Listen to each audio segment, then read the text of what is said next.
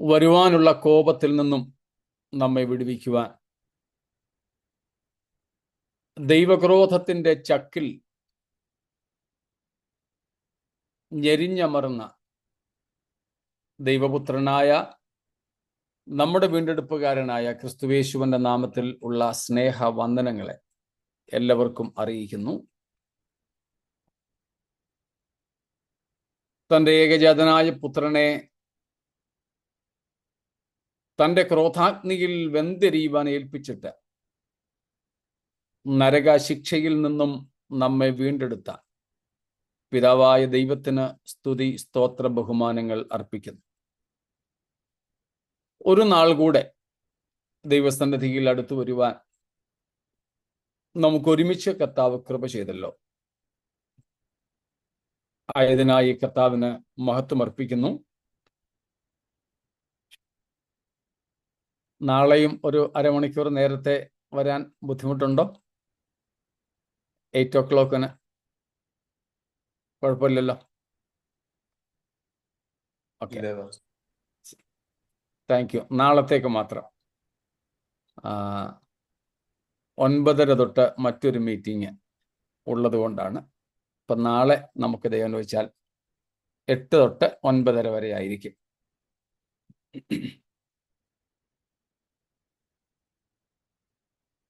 നമ്മൾ പഠിച്ചുകൊണ്ടിരിക്കുന്ന നിത്യശിക്ഷാവിധി എന്ന വിഷയത്തിലേക്കാണ്. വലിയ വെള്ളസിംഹാസന ന്യായവിധി എന്ന വിഷയത്തിലേക്കാണ് നമ്മൾ പോകുന്നത്. നാം അതിൽ ഇന്നലെ നോക്കിക്കൊണ്ടിരുന്നത്, ഇന്നലെയും മിനിയാന്നും നമ്മൾ നോക്കിയത് എന്താണ് ഈ വെള്ളസിംഹാസന വിധിയിൽ ഉള്ള തീർപ്പ്, വിധി തീർപ്പ് എന്നുള്ളതായിരുന്നു. അതിൽ പാപങ്ങളുടെ ഒരു പട്ടികയും നമ്മൾ ഒന്ന് നോക്കിവിട്ടു. പാപങ്ങളുടെ പേരുകൾ എടുത്ത് അവിടെ ഇങ്ങനെ പറഞ്ഞില്ലെങ്കിലും ഒരു ലിസ്റ്റ് നമ്മൾ കണ്ടു. അന്തിമമായ അല്ലെങ്കിൽ പരമമായ വിധി എന്ന് പറയുന്നത് നിത്യ ശിക്ഷാവിധി, നിത്യനാശം, ഗന്ധകവും തീയും കത്തുന്ന പൊയ്ക, തീപ്പൊയ്ക, രണ്ടാം മരണം എന്നൊക്കെ ഉള്ളതായിട്ട് നമ്മൾ കണ്ടു. ഇതെല്ലാം ഒരേ വിഷയത്തിന്റെ വിവിധ പേരുകളായിട്ടാണ് നാം തിരുവെഴുത്തിൽ കാണുന്നതും കണ്ടിട്ടുള്ളതും.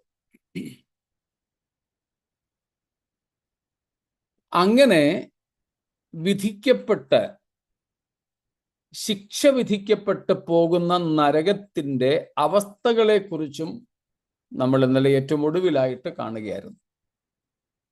നാം അതിൽ കണ്ടത് അത് നിത്യമാണ്, കുറെ കാലത്തേക്ക് അല്ല, നിത്യമാണത്. It's eternal in nature. ചില ആൾക്കാർ ചിന്തിക്കുന്നത് പോലെ, അല്ലെ പഠിപ്പിക്കുന്നത് പോലെ, ദൈവം കരുണയുള്ളവനാണ്, അതുകൊണ്ട് നിത്യമായിട്ടൊന്നും ശിക്ഷിക്കാൻ ദൈവത്തിന് ഒക്കത്തില്ല.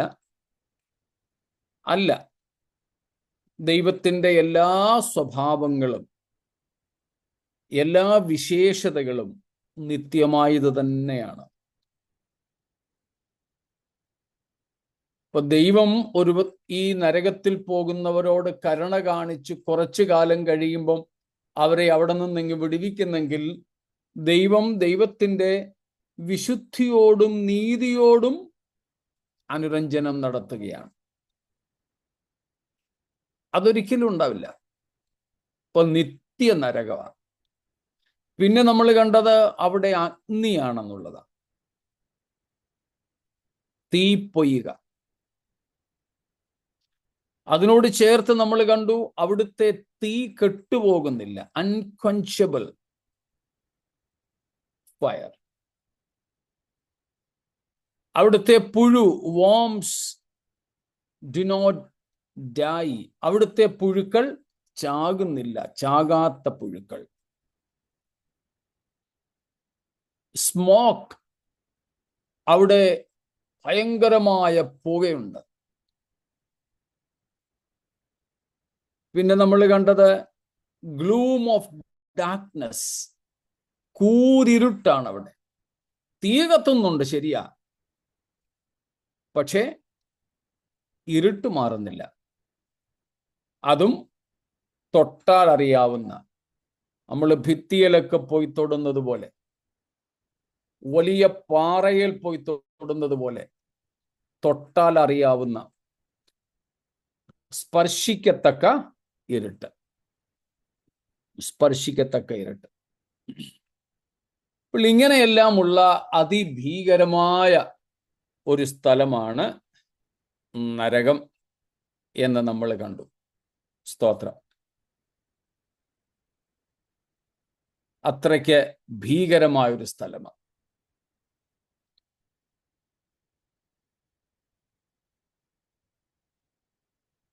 നരകത്തിൻ്റെ ഭീകരതയെ വർദ്ധിപ്പിക്കുന്ന പല കാര്യങ്ങളുമുണ്ട്. കർത്താവ് പറയുന്ന ഒരു കാര്യവും കൂടെ നമുക്ക്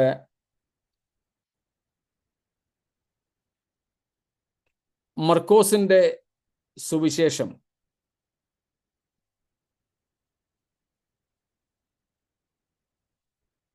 നമ്മൾ ഇന്നലെ വായിച്ചതാണ്. 9-ാമത്തെ അധ്യായം, അതിൻ്റെ 47, 48, 49, 47, 48, 49. And if your eye causes you to sin, tear it out.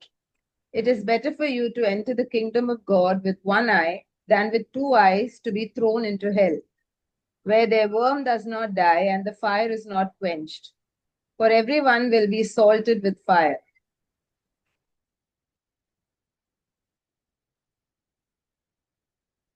Everyone will be salted with fire. എല്ലാവരും തീ കൊണ്ട് ഉപ്പിടും. ബാക്കി ഭാഗങ്ങൾ നമ്മൾ ഇന്നലെ വായിച്ചായിരുന്നു. അവരുടെ പുഴു ചാകുന്നില്ല, തീ കിടുന്നില്ല എന്നൊക്കെ ഉള്ളത്. തീ കൊണ്ട് ഉപ്പിടും. നമ്മുടെ സാധാരണ നാട്ടിൻപുറത്തെ ഒരു പ്രയോഗമാണ് ഉപ്പിടുക അല്ലെങ്കിൽ ഉപ്പിലിടുക. അർത്ഥം നമുക്കറിയാം. അത് നശിച്ചു പോകാതെ പ്രിസർവ് ചെയ്യുന്നു, സൂക്ഷിച്ചു വയ്ക്കുന്നു. തീ കൊണ്ട് ഉപ്പിടുക എന്ന് പറഞ്ഞാൽ തീയിൽ സൂക്ഷിച്ചു വയ്ക്കുക എന്നർത്ഥം.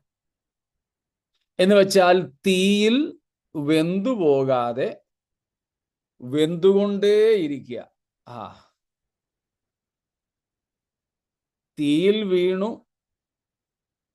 അല്ലെങ്കിൽ തീ പിടിച്ചു, ആ തീയിലെങ്കും വെന്തു പോയായിരുന്നെങ്കിൽ 1-2 സെക്കൻഡ് അല്ലെങ്കിൽ മിനിറ്റുകളുടെ പ്രശ്നമുള്ളൂ. ഇത് പക്ഷെ അങ്ങനല്ല. തീയിൽ വീണിട്ട് തീ ദഹിപ്പിച്ച് കളയാതെ അവര് വെന്തുകൊണ്ടേയിരിക്കുക. ഒരിക്കലും വെന്ത് തീരുന്നില്ല. അതാണ് തീ കൊണ്ട് ഉപ്പിടുക. salted with fire. People who fell into this hell, they are not consumed, they are not annihilated,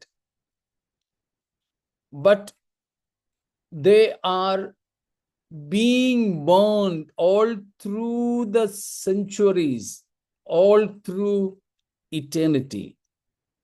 നിത്യത മുഴുവനും വെന്തുകൊണ്ടേയിരിക്കുക. ആ ഒരു നിത്യമായ ഒരവസ്ഥയാണ് നരകം.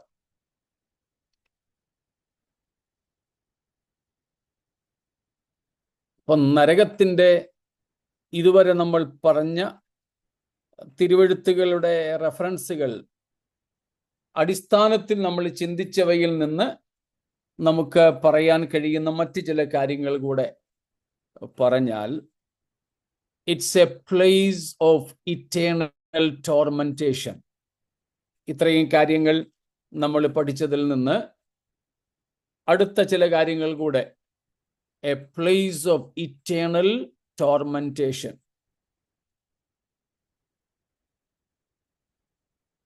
നിത്യമായ പീഡനത്തിന്റെ സ്ഥലമാണിത്.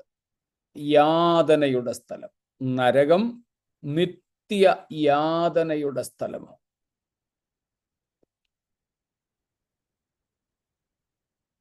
അപ്പൊ ഈ വിധത്തിലെല്ലാമുള്ള യാതനകളാണ് നിത്യമായി അവിടെ ഉണ്ടാകുന്നത്. നിത്യമായി അവിടെ ഉണ്ടാകുന്നത്.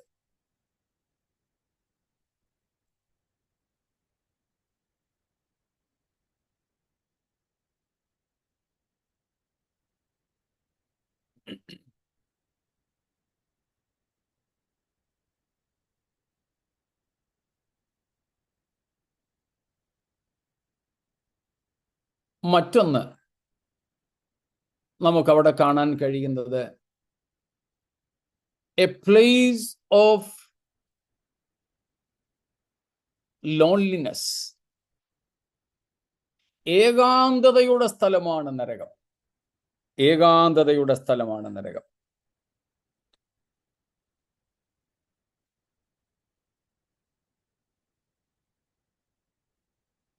ഏകാന്തത. ഇന്നലെ നമ്മൾ അതിനെക്കുറിച്ച് പറഞ്ഞു. യേശു കർത്താവ് തന്നെ പറഞ്ഞിട്ടുണ്ട്, നരകത്തിലേക്ക് പോകുന്നവർ അല്ലെങ്കിൽ നാശത്തിലേക്ക് പോകുന്നവർ വളരെയാണ്. എന്ന് വെച്ചാൽ ഏറ്റവും കൂടുതൽ ജനസംഖ്യ നരകത്തിലായിരിക്കും. പക്ഷേ അവിടെ ഇത്രയേറെ ജനസംഖ്യ ഉണ്ടെങ്കിലും ആർക്കും ആരെയും കാണാനോ ഒരാൾക്ക് ഒരാളെ ആശ്വസിപ്പിക്കാനോ ഒരാൾക്ക് തങ്ങളെക്കാൾ പ്രയാസമുള്ള മറ്റൊരാളിൻ്റെ കഷ്ടത കണ്ട് എനിക്കിത്ര ഉള്ളല്ലോ എന്ന് ആശ്വസിക്കാനോ പറ്റത്തില്ല. ഒന്ന് ചിന്തിച്ചു നോക്കിക്കേ പ്രിയരെ, അവസാനിക്കാത്ത യുഗങ്ങൾ മുഴുവനും ഏകാന്തതയിൽ വസിക്കുക എന്നുള്ളത്.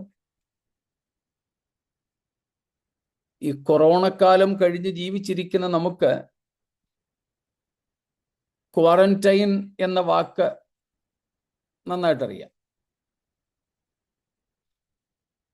നമ്മുടെ കേരളത്തിൽ കൊറോണയുടെ തുടക്ക സമയത്ത് റൂട്ട് മാപ്പൊക്കെ വെച്ച് ഏതിലെങ്കിലും ഒന്ന് പോയെങ്കിൽ അവനെ പിടിച്ചു കൊണ്ടൊന്ന് ക്വാറന്റൈൻ ചെയ്യുമായിരുന്നു.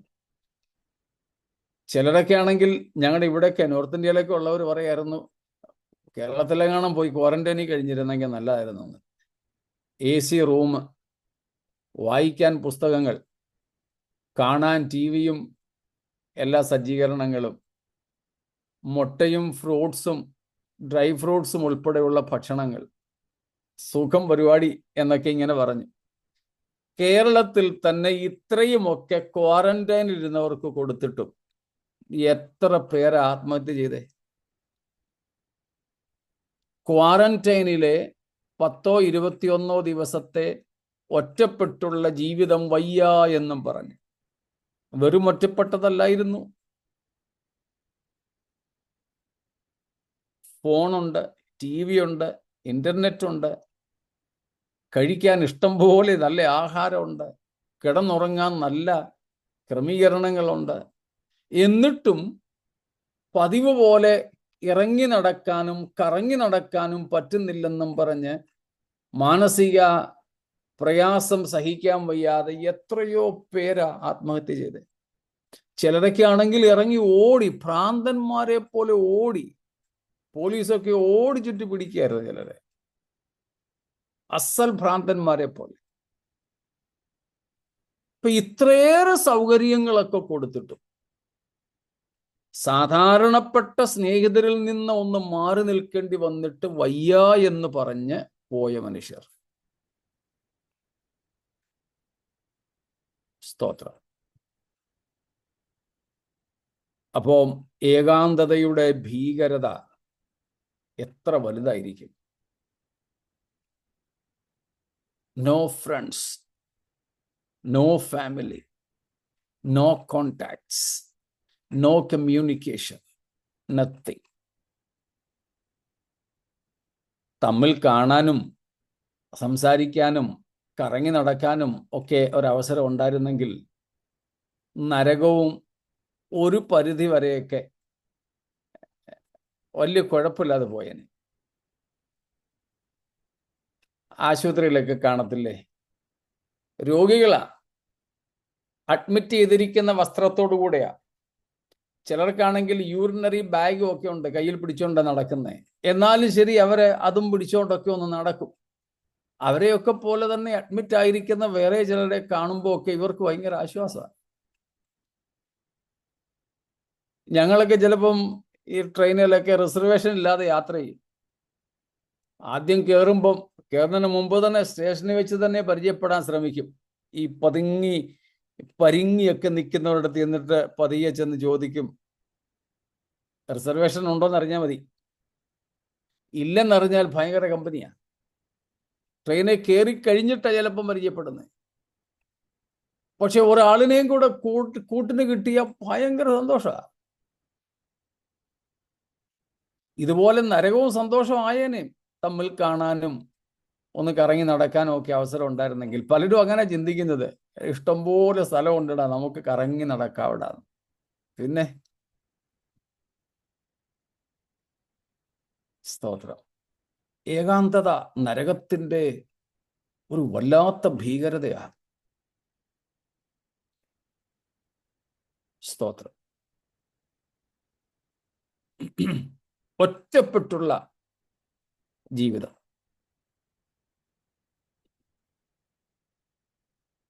നരകത്തിന്റെ മറ്റൊരു ഭീകരതയാണ് എ ഹോണ്ടിങ് ഓഫ് മെമ്മറി, ഓർമ്മയുടെ വേട്ടയാടൽ. കാരണം ഈ നരകത്തിൽ ചെല്ലുന്നവർക്ക് ഇപ്പൊ ഓർമ്മയില്ലെന്നൊക്കെ പറയുന്നവരുണ്ടല്ലോ. ഈ ഓർമ്മ പെശക കൊണ്ട് ഇപ്പം ഭൂമിയിൽ ജീവിക്കുന്നവരൊക്കെ ഉണ്ട്.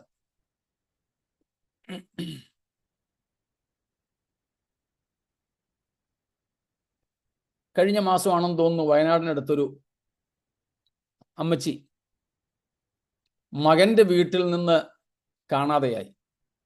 ഓർമ്മപ്പെശകുള്ളൊരമ്മച്ചിയായി. പോലീസും വനം വകുപ്പും എല്ലാവരും കൂടെ 3 ദിവസം തിരഞ്ഞു. ദൈവാധീനം കൊണ്ട് 3 ദിവസം കഴിഞ്ഞപ്പം വനത്തിലെ ഒരു മരച്ചുവട്ടിൽ അമ്മച്ചിയെ കണ്ടുകിട്ടി. ഓർമ്മയില്ലാതെ പോയതാ.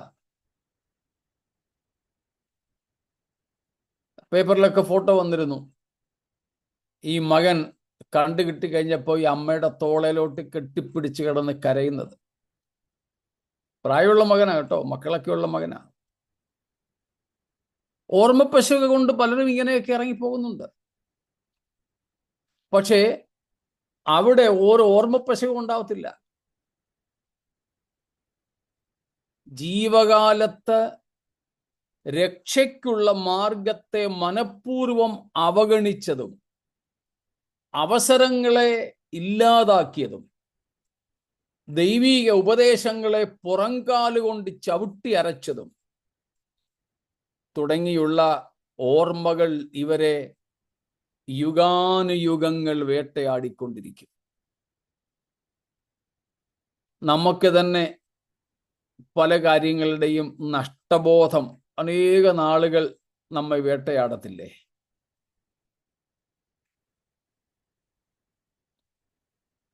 ഞങ്ങളുടെ ഇവിടുത്തെ ബോംബെയിലെ കാര്യം പറയുകയാണെങ്കിൽ,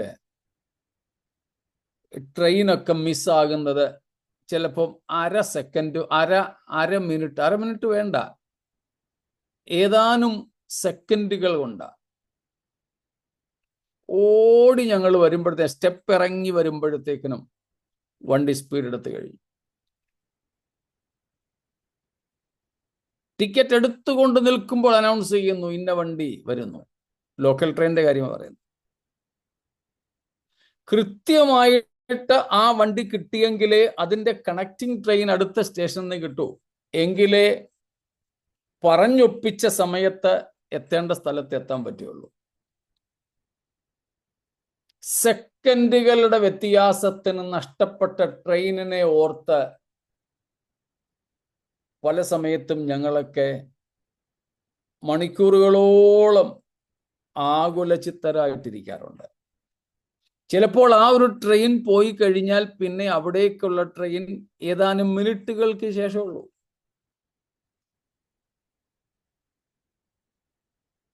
ഇവിടെ 2-3 ടൈപ്പിലെ ട്രെയിൻ ഉണ്ട്. ഇപ്പോഴൊക്കെ ആണെങ്കിൽ AC ട്രെയിൻ ആയി, പക്ഷെ ചുരുക്കമാണ്, ഫ്രീക്വൻസി കുറവാണ്. പിന്നുണ്ട് ഫാസ്റ്റ് ട്രെയിൻസ്, ഇടയ്ക്കത്തെ പല സ്റ്റേഷനുകളിലും നിർത്താതെ മെയിൻ സ്റ്റേഷനുകളിൽ മാത്രം നിർത്തുന്ന ഫാസ്റ്റ് ട്രെയിൻസ്. സ്ലോ ട്രെയിൻസ് ഉണ്ടാവും ചിലപ്പം, പക്ഷേ AC ട്രെയിനിന്റെ ടിക്കറ്റും ഒക്കെ എടുത്ത് സുഖമായിട്ട് പോകാമെന്നൊക്കെ വിചാരിച്ച് ഓടി വന്നപ്പോഴത്തേക്കിനും ഏറ്റവും ഒടുവിലത്തെ പുറകിലത്തെ വാഗനാണ് കാണുന്നത്. ഇനിയും ഒരു AC ട്രെയിൻ ചിലപ്പോൾ 1 മണിക്കൂർ കഴിഞ്ഞേ കാണത്തുള്ളൂ. ഇതുപോലെ ഫാസ്റ്റ് ട്രെയിൻ പോയി, പെട്ടെന്നങ്ങ് ചെല്ലായിരുന്നു. ആ ഓർമ്മകൾ നമ്മെ എന്തുമാത്രം വേട്ടയാടും. പോട്ടെ, ഇവിടെ പിന്നെ മറവിയുണ്ട്. കുറച്ചു കാലം കഴിയുമ്പം എത്ര ഗൗരവമേറിയ കാര്യവും നമ്മൾ അതിൻ്റെ ഇൻറ്റൻസിറ്റിയിൽ, അതിൻ്റെ തീവ്രതയിൽ ഓർക്കത്തില്ല. ഓർക്കും, ആ തീവ്രത കുറഞ്ഞു വരും. എന്നാൽ അവിടെ അങ്ങനൊരു കുറവ് വരുന്നില്ല. ഓർമ്മയ്ക്കോ തീവ്രതയ്ക്കോ ഗൗരവത്തിനോ ഒന്നും കുറവ് വരുന്നില്ല. യുഗാനുയുഗങ്ങൾ ഒരേ തീവ്രതയിൽ തന്നെ ഈ കാര്യങ്ങൾ ഓർത്ത് റിഗ്രറ്റ് ചെയ്യാനായിട്ടുണ്ടാവും. ആ റിഗ്രറ്റ്, ആ ഒരു പശ്ചാത്താപബോധം ഒരിക്കലും കുറയുന്നില്ല. ആയുസ് മുഴുവനും ആയുസെന്നല്ല, അവസാനിക്കാത്ത യുഗങ്ങൾ മുഴുവനും ആ ഓർമ്മ വേട്ടയാടിക്കൊണ്ടിരിക്കും. ഒന്ന് ഓർത്ത് നോക്കിക്കേ. ഒരു കാരണവശാലും അത് കുറയുന്നില്ല. നരകത്തിലെ പീഡകളിൽ പെടുന്ന കാര്യങ്ങളാണ് ഇതൊക്കെ. നരകത്തിലെ യാതനകളുടെ തീവ്രത വർദ്ധിപ്പിക്കുന്ന വസ്തുതകളാണ് ഇതൊക്കെ. നഷ്ടപ്പെട്ടു പോയ നിമിഷങ്ങളെക്കുറിച്ച്, അവസരങ്ങളെക്കുറിച്ച്, നഷ്ടപ്പെടുത്തിക്കളഞ്ഞ അവസരങ്ങളെക്കുറിച്ച് വേട്ടയാടുന്ന ഓർമ്മകൾ. എന്നാൽ ആരോടെങ്കിലും ഒന്ന് പങ്കുവെക്കാൻ പറ്റുമോ? ഇന്നാണെങ്കിൽ നമുക്ക് എന്ത് വേദന ഉണ്ടെങ്കിലും ആരോടെങ്കിലും ഒക്കെ പങ്കുവെക്കാം. ഇനി ആരോടും പങ്കുവെക്കാൻ ഇല്ല, കേൾക്കാൻ ആരും ഇല്ലെങ്കിലും ചുമ്മാതെ മൊബൈലും എടുത്ത് വാട്സാപ്പിലോ ഏതെങ്കിലും സോഷ്യൽ മീഡിയയിൽ ഇത് റെക്കോർഡ് ചെയ്തെങ്കിൽ വിട്ടാൽ മതി. അങ്ങനെയെങ്കിലും മനസ്സ് ഒന്ന് കാലിയാക്കാൻ പറ്റും. പോട്ടെ, ദൈവമക്കളോ അല്ലാത്തവരോ ആണെങ്കിലും ഈ ലോക ജീവിതത്തിലാണെങ്കിൽ ദൈവത്തോടെങ്കിലും പോയങ്ങ് പറയാം. കേട്ടെന്ന് ഉറപ്പൊന്നും ഇല്ലെങ്കിലും പോയിരുന്ന ദൈവത്തോടങ്ങ് പറഞ്ഞു തീർക്കാം. പക്ഷെ ഈ നരകത്തിൽ വീഴുന്ന ഈ മനുഷ്യർക്ക് ദൈവത്തോട് പോലും ഒന്ന് പറയാൻ പറ്റുമോ? ആരുണ്ട് അവരെ കേൾക്കാൻ, ഒന്ന് മനസ്സിലാക്കാൻ? ഓർക്കാൻ വയ്യ കേട്ടോ ഈ ഒരു വേട്ടയാടൽ. സ്തോത്രം. Hunting and haunting of these black memories. ഭയങ്കര. സ്തോത്രം.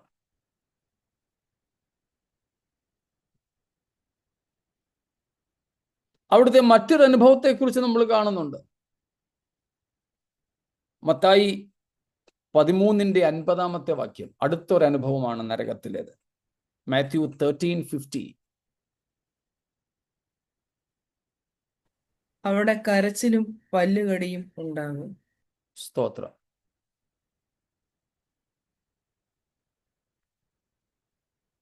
കരച്ചില. ഈ പറയപ്പെട്ട ഏകാന്തത, വേട്ടയാടുന്ന ഓർമ്മകൾ, ഈ റിഗ്രറ്റ്സ്, ഈ പശ്ചാത്താപങ്ങൾ പക്ഷേ പ്രയോജനം ഉണ്ടോ? ഇല്ല. അതിൻ്റെ ഒരു ചെറുതെന്ന് പറഞ്ഞാൽ എന്തുവാ, മൈക്രോ വലിപ്പം മാത്രമുള്ള ഒരു സംഗതിയുണ്ട്. ബൈബിളിൽ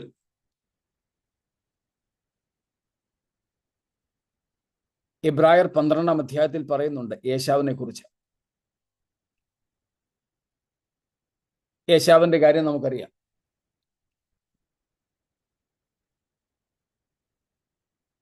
പാവം, എനിക്ക് ചിലപ്പോൾ ഒക്കെ കഷ്ടം തോന്നാറുണ്ട്.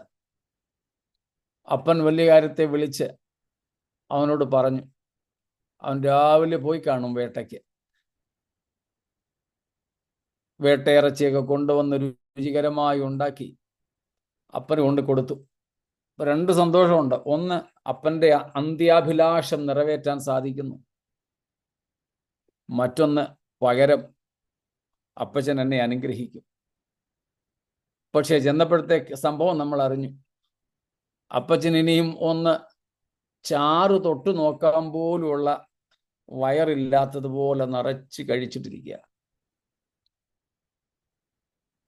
പിന്നെ കൊടുക്കാനുള്ളത് മുഴുവനും യാക്കോബിന് ഏശാവാണെന്നും പറഞ്ഞ് കൊടുത്തും വിട്ടു അനുഗ്രഹം. ഇനി ഒന്നും ഈ മൂത്ത മകൻ ഏശാവ് കൊണ്ടുവന്നതൊന്നും രുചിക്കാനും വയ്യ, അവന് കൊടുക്കാനൊട്ടില്ലതാനും കൈ. അപ്പോഴാണ് വന്ന് ഏശാവ് പറയുന്നതും സംഭവിച്ച കാര്യങ്ങളൊക്കെ അപ്പൻ ഏശാവിനോട് പറയുന്നതും. അപ്പോൾ അവൻ വാവിട്ട് കരഞ്ഞു. എബ്രായ ലേഖനകർത്താവ് എന്താ പറയുന്നത്? അവൻ പിന്നത്തേതിൽ അനുഗ്രഹം ലഭിപ്പാൻ ആഗ്രഹിച്ചു, കണ്ണുനീരോടുകൂടെ അപേക്ഷിച്ചിട്ടും തള്ളപ്പെട്ടു, മാനസാന്തരത്തിന് ഇട കണ്ടില്ല എന്ന് നിങ്ങൾ അറിയുന്നുവല്ലോ. സ്തോത്രം.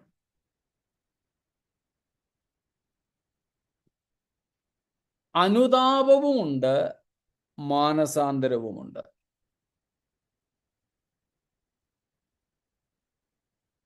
പശ്ചാത്താപമുണ്ട്, മാനസാന്തരമുണ്ട്. മാനസാന്തരത്തിന് അനുതാപം അല്ലെങ്കിൽ പശ്ചാത്താപം കൂടിയേ തീരൂ. മാനസാന്തരത്തിന് മുമ്പ് അനുതാപം ഉണ്ട്. പക്ഷേ എല്ലാ അനുതാപങ്ങൾക്കും മാനസാന്തരം ഇല്ല. വ്യത്യാസം മനസ്സിലായോ? ഇവിടെ സംഭവിച്ചവയെക്കുറിച്ച് ഏശാവിന് അനുതാപമുണ്ടായി. അരുതാത്തതാണല്ലോ സംഭവിച്ചത്, അത് സംഭവിക്കാൻ പാടില്ലായിരുന്നല്ലോ. അതിനെക്കുറിച്ചുള്ള ഭയങ്കര വിഷമം. പക്ഷേ അവന് എന്തിനവസരമില്ലായിരുന്നു? മാനസാന്തരത്തിന്. എന്ന് വെച്ചാൽ സംഭവിച്ചതിനെ ഒന്ന് റിവേർട്ട് ചെയ്യാൻ, ഒന്ന് റിവേഴ്സ് ചെയ്യാൻ, ഒന്ന് റിവോക്ക് ചെയ്യാൻ അവന് കഴിഞ്ഞില്ല. അനുതാപം ഉണ്ടായി, സംഭവിക്കരുതായിരുന്നല്ലോ. കൈപ്പോടെ അവൻ കരഞ്ഞു. പക്ഷേ സംഭവിച്ചതിനെ തിരിച്ചു കൊണ്ടുവരാൻ സാധിച്ചോ? ഇല്ല. അതാണ് മാനസാന്തരത്തിനിട കണ്ടില്ല. അവൻ കരഞ്ഞെന്ന് വിചാരിച്ച് ഏശാവിന് കിട്ടാതെ പോയതിനെ തിരികെ ലഭിക്കുവാൻ അവന് സാധിച്ചോ? കഴിഞ്ഞില്ല. യാക്കോബ് തട്ടിക്കൊണ്ടുപോയത് തിരിച്ചു പിടിക്കാൻ അവന്റെ അനുതാപത്തിന് കഴിഞ്ഞില്ല. സ്തോത്രം. ഇതുപോലെ നരകത്തിൽ പോകുന്നവർ യുഗാനുയുഗങ്ങൾ എന്ത് ചെയ്തുകൊണ്ടിരിക്കും? ഏശാവിനെ പോലെ കൈപ്പോടെ കരഞ്ഞുകൊണ്ടിരിക്കും. അവരുടെ കരച്ചിൽ ഒരിക്കലും നിലയ്ക്കുന്നില്ല. പക്ഷേ ആ കരച്ചിൽ കൊണ്ട് മാനസാന്തരം അല്ലെങ്കിൽ പ്രയോജനം ഉണ്ടാവുന്നില്ല. കുറെയൊക്കെ കരഞ്ഞ് കരഞ്ഞ് കരഞ്ഞ് പിന്നങ്ങ് മടുക്കും. ഇപ്പോഴൊക്കെയാണെങ്കിൽ അവിടെ അതില്ല. എനിക്ക് വിവരിക്കാൻ പറ്റുന്നില്ല.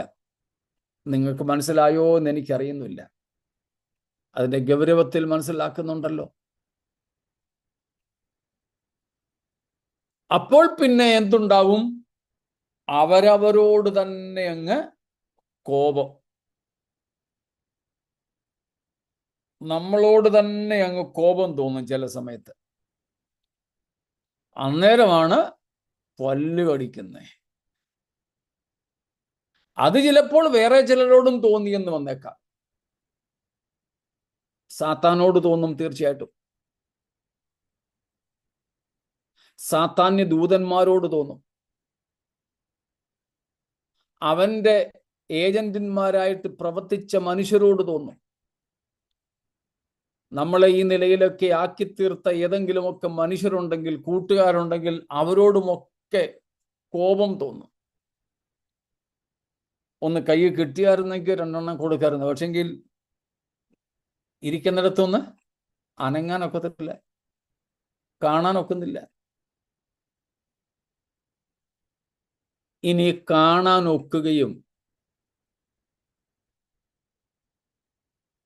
സ്വാതന്ത്ര്യത്തോടെ സഞ്ചരിക്കാൻ പറ്റുകയും ചെയ്യുമായിരുന്നെങ്കിൽ നരകത്തിൽ സാത്താന്റെ അവസ്ഥ ഒന്ന് ചിന്തിച്ചു നോക്കിക്കേ.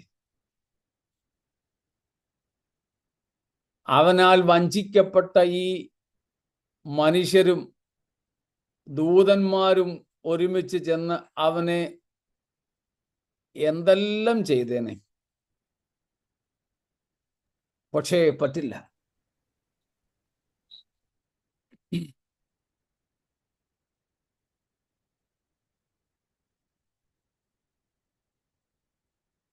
പിന്നാകെക്കൂടെ ഈ എല്ലാ വിഷമങ്ങളും ദേഷ്യങ്ങളും പല്ല് കടിച്ച് തീർക്കാനേ പറ്റൂ. അപ്പോൾ വിഷമമുണ്ട്, ദേഷ്യമുണ്ട്, ഏകാന്തതയുണ്ട്, കരച്ചിലും പല്ലുകടിയും ഉണ്ടാകും. കരച്ചിലും പല്ലുകടിയും. നഷ്ടപ്പെട്ടു പോയി എന്നുള്ള ബോധം, the acknowledgement that I am lost eternally. ഞാൻ നിത്യമായി നഷ്ടപ്പെട്ടു എന്ന തിരിച്ചറിവ് ഒരുവനെ ചിന്താതീതമായ നിരാശയിലേക്ക് തള്ളിയിടും. അപ്പോൾ നരകത്തിൽ എത്തുന്നവർക്കുള്ള നിരാശ വേറെ. ഇപ്പൊ ശാരീരിക പീഡനമുണ്ട്, മാനസികവും വൈകാരികവുമായ വേദനകളുണ്ട്. തെളിവിന് വേണ്ടിയിട്ട് നമുക്ക് യേശു കർത്താവ് പറഞ്ഞ ധനവാന്റെയും ലാസറിന്റെയും കാര്യം എടുത്ത് നോക്കാം.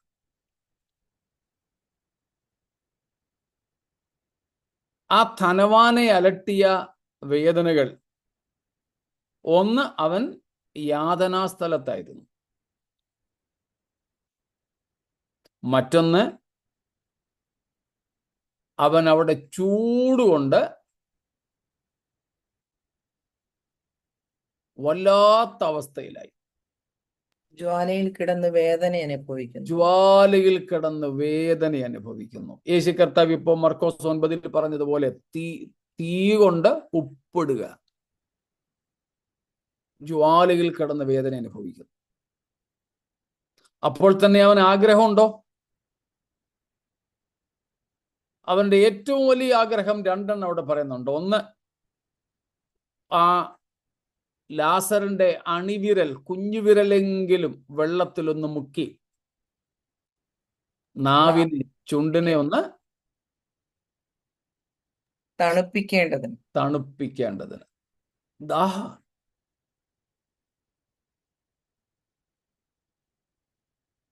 നമുക്കറിയാമല്ലോ ദാഹത്തിന്റെ തീവ്രത. അത്രമാത്രമൊന്നും നമ്മൾ ഒരുപക്ഷെ ദാഹിച്ചിട്ടുണ്ടാവില്ല. ഇപ്പോഴും ദാഹം തോന്നും, ഉടനെ അല്പം വെള്ളം. പനിയൊക്കെ ഉള്ളപ്പോഴാണെങ്കിൽ ഇച്ചിരി ചൂടുവെള്ളം, അല്ലാത്തപ്പോഴാണെങ്കിൽ ഇച്ചിരി തണുത്ത വെള്ളം. വെറും വെള്ളം കിട്ടിയാലും പോരാ, ആ സമയത്ത് നമുക്ക് സുഖം തരുന്ന വെള്ളം കിട്ടിയില്ലെങ്കിൽ ഒരു സുഖമില്ല. ഓർത്ത് നോക്കിക്കേ, ഇത്ര വലിയ ചൂടിനകത്ത്, ജ്വാലയ്ക്കകത്ത് വേദനപ്പെടുമ്പോൾ, നാവൊക്കെ അണ്ണാക്കോട് വറ്റിയിരിക്കുമ്പോൾ ഒരിറ്റു വെള്ളം കിട്ടാത്തൊരവസ്ഥ, സഹായിക്കാൻ ആരുമില്ലാത്ത അവസ്ഥ. കൂടാതെ അവന്റെ ഓർമ്മകൾ അലട്ടുന്നതും അവിടെ നമ്മൾ കാണുന്നുണ്ട്. ഇനി എൻ്റെ അടുത്തോട്ട് വിട്ടില്ലേലും എൻ്റെ സഹോദരന്മാരുടെ അടുക്കലേക്ക് അവനെ ഒന്ന് വിടണം, അവരെങ്കിലും ഇവിടെ വരരുത്. ആർക്കറിയാം, നാട്ടിൽ ജീവനോടുള്ള സമയത്ത് വസ്തുവിന് വേണ്ടി അടിയിട്ടവരാണോന്ന് ഇവര്? ഒട്ടുപാലിന് വേണ്ടി കേസ് പറഞ്ഞവരാണോ? അറിയില്ല. പക്ഷെ ഇപ്പോഴവന് സഹോദര സ്നേഹം ഉണ്ടായി. എൻ്റെ ശത്രുക്കൾ പോലും ഈ യാതനാസ്ഥലത്തേക്ക് വരരുതേ എന്നാഗ്രഹിക്കത്തക്കതുപോലെയുള്ള ഓർമ്മകൾ അവനെ അലട്ടുന്നു. നരകത്തിലെ അവസ്ഥകളായതെല്ലാം. എന്തൊരു ഭീകരതയാ!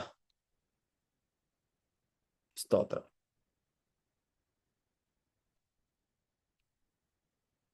നരകത്തിലെ ഏറ്റവും വലിയ പ്രശ്നം എന്തുവാ? നമ്മൾ പഠിച്ചിട്ടുള്ളതാ, ദൈവസാന്നിധ്യം, ദൈവത്തോട്. സ്തോത്രം.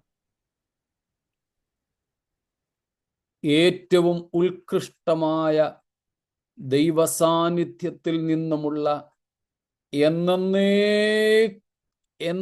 എക്കാലത്തെയും തള്ളപ്പടിയിലാണ് നരകം. സ്തോത്രം. നമ്മൾ പറഞ്ഞിട്ടുണ്ട്, പഠിച്ചിട്ടുണ്ട്, ദൈവം സർവവ്യാപിയായി ആണ്, അതുകൊണ്ട് നരകത്തിൽ പോലും ദൈവസാന്നിധ്യം ഉണ്ട് എന്ന്. പക്ഷേ മറുഭാഗത്ത് അവിടെ കിടക്കുന്നവർക്ക് ദൈവസാന്നിധ്യത്തെ അനുഭവിപ്പാൻ കഴിയാത്തതുപോലെ ഉള്ള തള്ളപ്പടിയിലാണ് ഉണ്ടാവുന്നത്. നമ്മൾ കഴിഞ്ഞ ദിവസങ്ങളൊക്കെ വായിച്ചിട്ടുള്ള 2 തെസ്സലോനിക്കർ 1-ാം അധ്യായം 9-10 വാക്യങ്ങൾ ഒന്നും കൂടെ ഓർമ്മപ്പെടുത്താം. 2 Thessalonians 1:9 and 10. ഇംഗ്ലീഷിലും ഹിന്ദിയിലും 9-ാം വാക്യമാണെന്നാ തോന്നുന്നത്.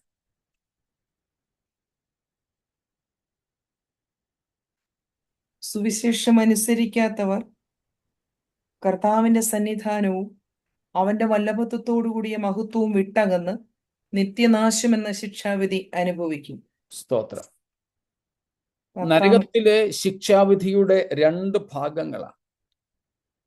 ഒന്ന്, ഓർമ്മ കാണുമായിരിക്കും നിങ്ങൾക്ക്, ഏറ്റവും ഉത്കൃഷ്ടമായത് അവർക്ക് നിഷേധിക്കപ്പെടുന്നു. ഏറ്റവും ഹീനമായത് ലഭിക്കുന്നു, അവർക്ക് ലഭിക്കുന്നു. ഇത് രണ്ടും കൂടെ ചേരുമ്പോഴാണ് നരകത്തിന്റെ വിധി ഇത്രയും തീവ്രമാകുന്നത്. Praise God. നരകം ഏറ്റവും ഭീകരമാകുന്നത്, അതിന് പ്രധാനപ്പെട്ട 2 അടിസ്ഥാന തത്വങ്ങളാണിവ. Rejection of the best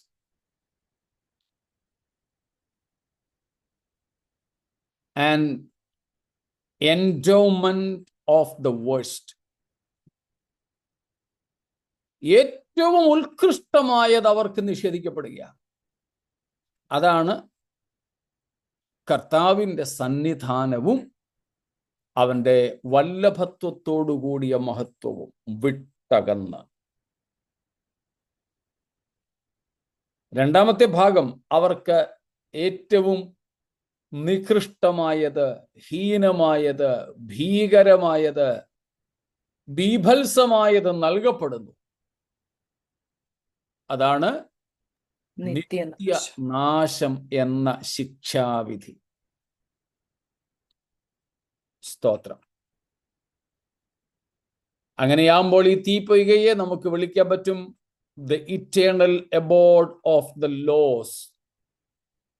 The eternal abode of the laws. നഷ്ടപ്പെട്ടവരുടെ, നശിച്ചുപോയവരുടെ നിത്യവാസസ്ഥലമാണ് ഈ നരകം. നഷ്ടപ്പെട്ടവർ മാത്രമുള്ള അവിടെ, നഷ്ടപ്പെട്ടവർ മാത്രം, നശിച്ചുപോയവർ മാത്രം. അങ്ങനെയാണ് ആ സ്ഥലത്തിന് നിത്യനാശം എന്ന പേരും കൂടെ ഉള്ളത്.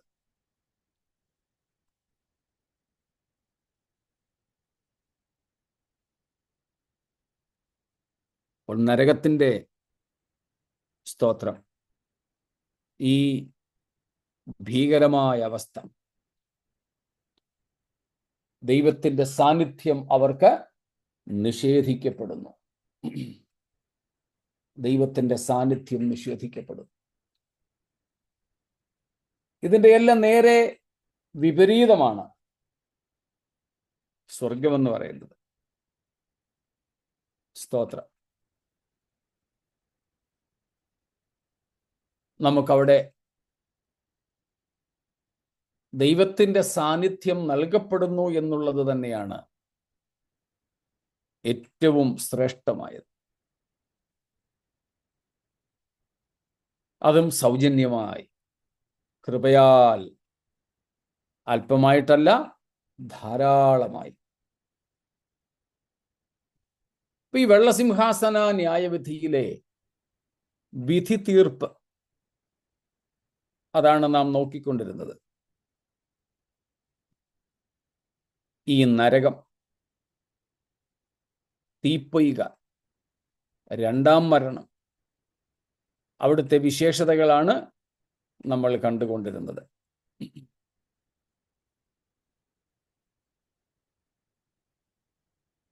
ഇത്രയും കാര്യങ്ങളിൽ എന്തെങ്കിലും ചോദ്യമുണ്ടോ?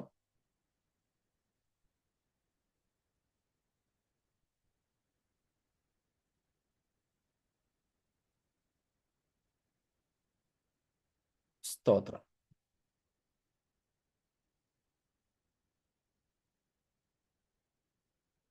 ഒന്നുമില്ല എന്ന് കരുതുന്നു. കർത്താവ് നമുക്ക് തന്ന രക്ഷയുടെ ശ്രേഷ്ഠത ഈ വിധ കാര്യങ്ങൾ അറിയുമ്പോഴാണ് നമുക്ക് കൂടുതലായി മനസ്സിലാവുന്നത്. സ്തോത്രം.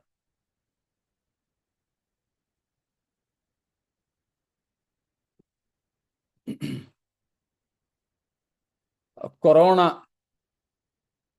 വന്ന് ലോക്ക്ഡൗൺ തുടങ്ങിയ സമയത്ത്, ആ ലോക്ക്ഡൗൺ തുടങ്ങുന്ന ആഴ്ചയാണ് ഞങ്ങൾ ഒരു സ്ഥലത്ത് നിന്ന് ഇപ്പോൾ താമസിക്കുന്ന ഈ സിറ്റി ഭാഗത്തേക്ക് വീട് മാറി വന്നത്.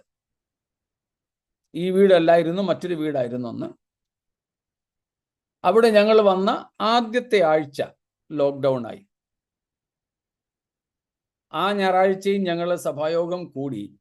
പക്ഷേ ലോക്ക്ഡൗൺ ആയതൊന്നും ഞങ്ങൾക്ക് അറിയില്ലായിരുന്നു ആദ്യത്തെ ഞായറാഴ്ച. പിന്നീടാണ് ഇതൊക്കെ കേട്ട് അറിഞ്ഞൊക്കെ വന്നത്. അപ്പോൾ ഞങ്ങളുടെ കൂടെ ഞങ്ങളുടെ ഒരു സഹോദരൻ, നമ്മുടെ ഇടയിൽ അയർലൻഡിൽ നിന്ന് ചിലപ്പോഴൊക്കെ പാട്ട് പാടുന്ന നെൽസൺ, അദ്ദേഹവും പിന്നെ നമ്മുടെ കൂട്ടത്തിൽ ഇപ്പം പാട്ട് പാടാറുള്ള ഞങ്ങളുടെ അനിയത്തിയുടെ മോള് ജോസിയുണ്ട്.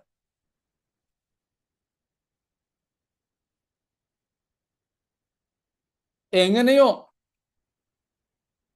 ഇതിൻ്റെ ഭീകരതയൊന്നും നമുക്ക് അറിഞ്ഞുകൂടല്ലോ. ട്രെയിൻ നിൽക്കും, യാത്ര മുടങ്ങുമെന്നൊക്കെ ഇങ്ങനെയൊക്കെ കേട്ടപ്പം ഈ നെൽസൺ അന്വേഷിച്ചു, ഇന്നൊരു ട്രെയിൻ പോകുന്നുണ്ട്, എന്ന് കേട്ടു. അങ്ങനെ ഞങ്ങൾ ഇവരെ രണ്ടുപേരെയും കൂടെ ട്രെയിൻ കയറ്റി വിട്ടു. പോയി കഴിഞ്ഞാണ് അറിയുന്നത് that was the last train, ഇവിടെ നിന്നുള്ള അവസാനത്തെ ട്രെയിൻ ആയിരുന്നു അതെന്ന്. ഇത് അവസാനത്തെ ട്രെയിൻ ആയിരുന്നു. പിന്നെ 2-3 മാസം കഴിഞ്ഞിട്ടാണ് ട്രെയിൻ യാത്ര തുടങ്ങിയതെന്ന് അറിഞ്ഞപ്പോഴാണ് ആ ലാസ്റ്റ് ട്രെയിൻ കിട്ടിയതിൻ്റെ സന്തോഷം ഈ കുട്ടികൾക്കുണ്ടായത്. അതുപോലെ നമ്മുടെ കൂട്ടത്തിൽ ആദ്യ സമയങ്ങളിൽ ജോയിൻ ചെയ്യാറുണ്ടായിരുന്ന ഞങ്ങളുടെ ചർച്ചിലെ അലക്സ് ബ്രദർ, അദ്ദേഹം കുടുംബമായിട്ട് അന്ന് UAE-ലാണ്. അവിടെ നിന്നും ഇങ്ങോട്ട് ഷിഫ്റ്റ് ചെയ്യുകയാണ്. അവരുടെ കുഞ്ഞുങ്ങൾ അന്ന് കൊച്ചുകുട്ടികളാണ്. കൊച്ചുകുട്ടികളെന്ന് പറഞ്ഞാൽ 10th 12th ഉള്ള ആ പ്രായത്തിലാണ്. അവരെ തന്നെ അവിടെ ഇട്ടിട്ടാണ് അവര് അലക്സ് ബ്രദറും വൈഫും കൂടെ ഇവിടെ വന്നു. ഒരു വീടൊക്കെ വാടകയ്ക്ക് വേണ്ടി എടുക്കാൻ വേണ്ടി വന്നതാ. ഏതായാലും ഈ പറഞ്ഞതുപോലെ ഇതെല്ലാം അവർ ഒരേ ആഴ്ച സംഭവിക്കുന്ന കാര്യങ്ങളാണ്. അവരും ഏതായാലും തിരിച്ചുപോയി. മക്കളുടെ ഒപ്പം അങ്ങ് ചെന്ന് ചേർന്ന് കഴിഞ്ഞാണ് അറിയുന്നത് ഇവിടെ നിന്നും UAE-ക്കുള്ള അവസാന ഫ്ലൈറ്റ് ആയിരുന്നു അത്. അപ്പോഴാണ് ആ യാത്രയുടെ ശ്രേഷ്ഠത മനസ്സിലാകുന്നത്. ഇല്ലായിരുന്നെങ്കിലോ, ഇതുപോലെ നമുക്ക് ലഭ്യമായ രക്ഷയുടെ ശ്രേഷ്ഠത മനസ്സിലാക്കുന്നതിന് ഈ നരകത്തിൻ്റെയും തീപ്പൊയ്കയുടെയും ഭീകരതയുടെ തീവ്രത മനസ്സിലാക്കുന്നത് സഹായകമാകും. ഇത് മനസ്സിലാക്കുമ്പോഴാണ് കർത്താവ് നമുക്ക് നൽകിയ രക്ഷ എത്ര വലിയത്, രക്ഷാദാനമോ അതെത്ര മാധുര്യം. സ്തോത്രം. എന്നെ വീണ്ടതോ, സ്തോത്രം. നമുക്ക് അവർണ്ണനീയമായ രീതികളിൽ രക്ഷയിൽ സന്തോഷിപ്പാൻ കഴിയുന്നത് അപ്പോഴാണ്. നമുക്കങ്ങനെ സൗജന്യമായി കർത്താവ് നൽകിയ രക്ഷയ്ക്കായിട്ട് സ്തോത്രം. ഞങ്ങളുടെ കേൾവിക്കാരിൽ ആരെങ്കിലും ഇന്നും പാപത്തിൽ ജീവിക്കുന്നെങ്കിൽ, യേശുക്രിസ്തുവിനെ രക്ഷിതാവും കർത്താവുമായി സ്വീകരിച്ചിട്ടില്ലെങ്കിൽ, സ്നേഹത്തോടെ ഞങ്ങൾ ഉപദേശിക്കട്ടെ. ഏത് ജാതി മതത്തിൽപ്പെട്ടവരായാലും സകല മനുഷ്യരുടെയും പാപത്തിന്റെ പരിഹാരത്തിന് വേണ്ടി ക്രൂശിൽ മരിച്ച, അടക്കപ്പെട്ട, ഉയർത്തെഴുന്നേറ്റ യേശുവിനെ വിശ്വസിക്കുക. ആ യേശുവല്ലാതെ ഈ നിത്യനാശത്തിൽ നിന്നും നരകത്തിൽ നിന്നും നമ്മെ വിടുവിപ്പാനായിട്ട് ആരുമില്ല. ആ യേശുവിൻ്റെ കർത്തൃത്വത്തിന് വിധേയപ്പെടുക, പാപങ്ങളെ ഉപേക്ഷിക്കുക, മാനസാന്തരപ്പെടുക, വിശ്വാസ സ്നാനം സ്വീകരിക്കുക, വിശുദ്ധ ജീവിതം നയിക്കുക. നമ്മുടെ കർത്താവ് വരുന്നു. മാറാനാഥ. ആ കർത്താവിൻ്റെ വരവനായിട്ട് ഒരുങ്ങാം. ഈ വചനങ്ങളാൽ ദൈവം നമ്മെ അനുഗ്രഹിക്കും.